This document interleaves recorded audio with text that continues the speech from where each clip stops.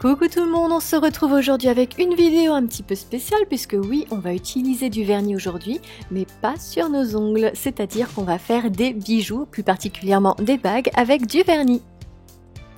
Et pour cela, je vais utiliser plusieurs produits que j'ai achetés en magasin de loisirs créatifs ou sur Dawanda, qui est une boutique en ligne proposant des fournitures de loisirs créatifs. Et donc j'ai acheté plusieurs supports pour faire des bagues ainsi que ces petits cabochons en verre, c'est-à-dire des petites billes en verre en fait, qu'on va mettre sur les supports de bagues. Et pour la première, on va utiliser ce qui est la base en fait. La base, donc on va prendre un vernis tout simple, mais votre vernis préféré si vous voulez. D'ailleurs c'est l'intérêt, c'est d'avoir son plus beau vernis dans une bague et de pouvoir le regarder quand on a envie. Donc ce qu'on va faire, c'est qu'on va vernir la partie plate du cabochon en verre. On va mettre une première couche, on va attendre qu'elle sèche et on va ensuite en appliquer une deuxième. Une fois que le vernis est sec, donc moi j'ai carrément laissé une nuit, je vous préviens, donc il faut vraiment que ce soit bien sec. Je vais prendre de la colle spéciale pour les loisirs créatifs. Je vais en mettre un petit peu au fond du support que j'ai choisi, donc ici j'ai pris un argenté. Et je vais mettre mon cabochon et je vais bien appuyer. Et voilà, donc on va laisser sécher et ensuite on aura notre bague. Donc ça c'était la version facile. Ensuite on va corser un petit peu le tout et on va aller du côté du stamping. Donc cette fois-ci j'ai pris cette plaque de stamping et ce motif de rouage. Je l'ai stampé avec du vernis doré de la marque Barry M.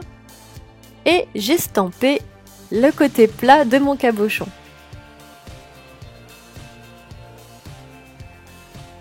Alors comme vous voyez, c'est hyper facile, le motif va bien se déposer sans aucun problème, c'est très simple.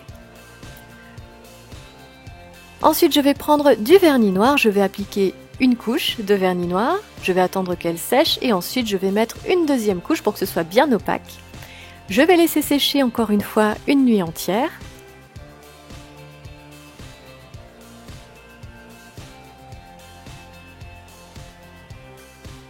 Et je vais faire la même chose, c'est-à-dire que je vais mettre de la colle spéciale pour les loisirs créatifs au fond du support de bague que j'ai choisi. Donc là j'ai pris un joli support un peu ancien et j'y ai appliqué mon cabochon en appuyant bien fort pour qu'il adhère bien. Et on obtient une bague dans l'esprit un peu steampunk. La troisième bague que j'ai choisie, et j'avoue que c'est ma petite chouchou de la fournée que j'ai faite, c'est une bague rose gold que j'ai faite encore une fois avec du stamping. Donc j'ai pris cette plaque qui a de nombreux motifs, alors un peu dans un esprit mandala, et j'ai utilisé pour le stamping le vernis All is Gold de Il était un vernis qui est un de mes petits chouchous du moment, et je l'ai stampé, mais vous voyez ça s'est pas spécialement passé comme prévu puisqu'il faut bien centrer le motif et c'est pas forcément facile. Donc tout simplement quand on s'est raté, on prend du dissolvant ainsi qu'un coton et on vient effacer tout simplement, et on a le cabochon tout neuf comme au premier jour. Donc je recommence cette fois-ci en bien centrant le motif. Et comme pour la fois d'avant, je vais recouvrir la partie plate de mon cabochon avec du vernis noir et encore une fois, j'en mets 2 couches.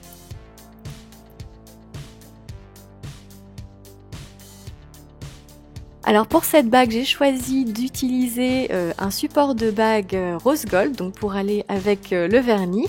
Et je vous avoue que celle-ci, c'est un peu ma préférée, je la trouve vraiment hyper jolie et je pense que j'en referai d'autres dans ce même esprit.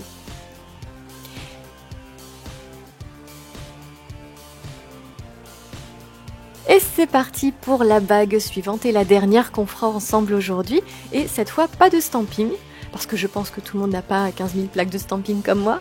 Donc cette fois-ci, j'ai pris un dotting tool et j'ai fait un motif de léopard.